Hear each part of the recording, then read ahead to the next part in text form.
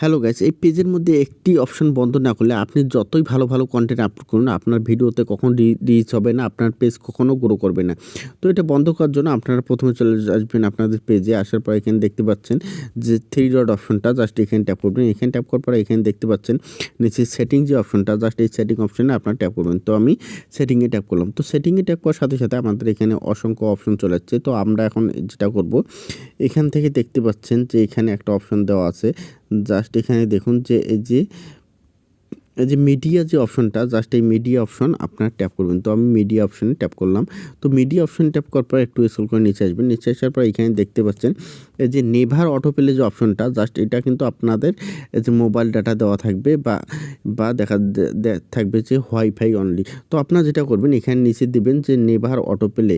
never auto play যখন আপনি এখানে সিলেক্ট করবেন, তখন আপনার ভিডিওগুলো আপনার সামনে আর প্লে হবে না, যার ফলে কিন্তু আপনার ভিডিও